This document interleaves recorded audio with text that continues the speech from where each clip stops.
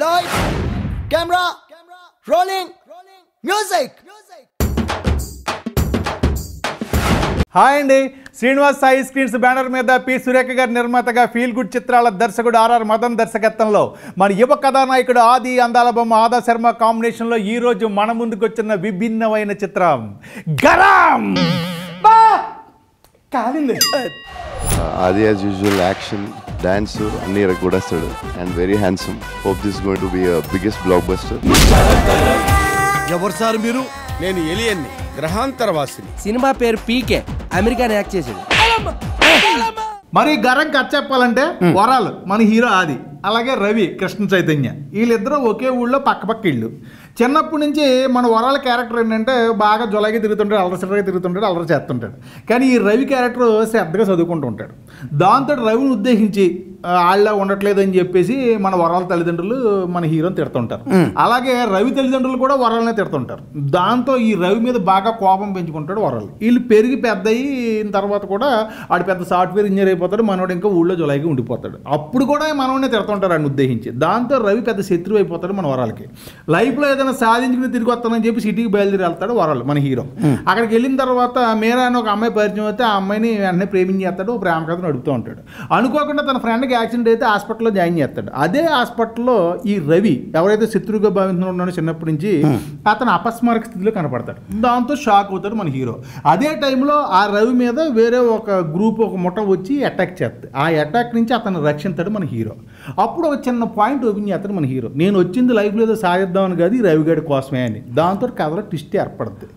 అసలు ఆ రవి కోసం మన హీరో అటు ఎందుకు వెళ్ళాడు, రవి అపస్మారక స్థితిలో ఎందుకున్నాడు, అతని కథ ఏంటి, మనోడు నడిపిన ఈ ప్రేమ కథకి ఎలా ముగింపించాడు అనే పాయింట్ చివరిదాకా నడుపుతూ మనం ముందుంచిన విభిన్నమైన కథే ఈ గరం కథ. సినిమాని కమర్షియల్గా నిలబెట్టాలనే ప్రయత్నంలో మోస కథనే ఎంచుకున్నా పాయింట్ కొత్తగా ఉంది, కానీ కథను పేలవంగా ఉండబట్టే పట్టు సడలిపోయిందిరా.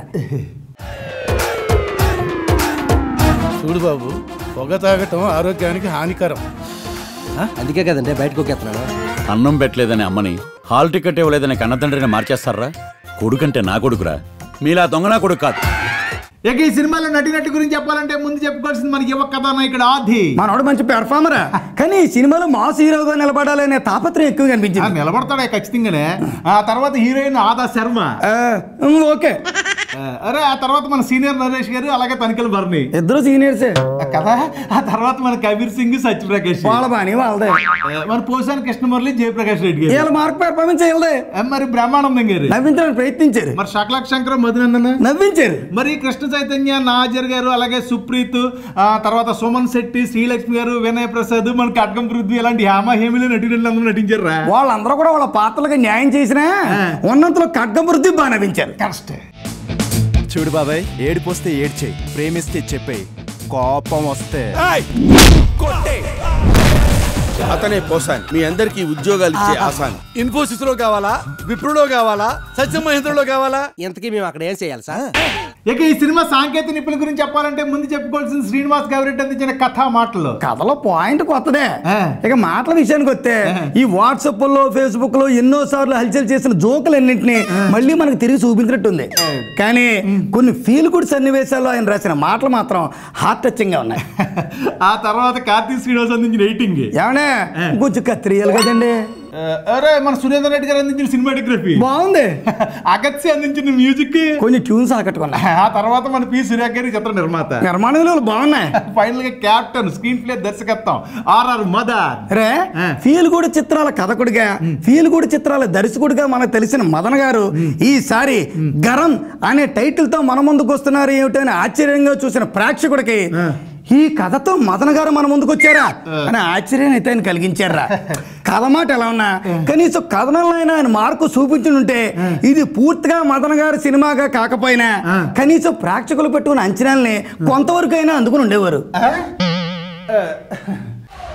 Adi as usual action, dance, anni rakudastadu and very handsome. Hope this is going to be a biggest blockbuster. ఎవరు సార్ మీరు? నేను ఎలియన్ని, గ్రహాంతరవాసిని. సినిమా పేరు పీకే, అమెరికాని యాక్ట్ చేసాడు. ఫీల్ గుడ్ చిత్రాల దర్శకులు, ఫార్ములా చిత్ర దర్శకులు, ఇలా ఎవరు ఐడెంటిటీ వాళ్ళకు ఉంటుందని ఒక్కొక్కసారి ఏమవుతుందంటే ఫీల్ గుడ్ చిత్రాల దర్శకులు ఫార్ములా సినిమాలు చేయాల్సి వస్తుంది, లేదా ఫార్ములా చిత్రాల దర్శకులు ఫీల్ గుడ్ సినిమాలు చేయాల్సి వస్తుంది. అలాంటప్పుడు అంటే వాళ్ళ జానర్ కాదు కాబట్టి ఈ జానర్ నుంచి ఆ జానర్కి వెళ్ళినప్పుడు మరిన్ని జాగ్రత్తలు తీసుకోవాలి. అయితే గరం అనే టైటిల్ తోటి మదన్ మన ముందుకు వస్తున్నారు అంటే ఆయన అందించిన ఫీల్ గుడ్ కథల్లాగే ఈ కథలో కూడా ఏదో కొత్తదనం ఉంటుంది, టైటిల్ ఒకటి విభిన్నంగా ఉందని ఆశపడ్డ ప్రేక్షకుడు కొంచెం నిరాశ ఎదురైంది.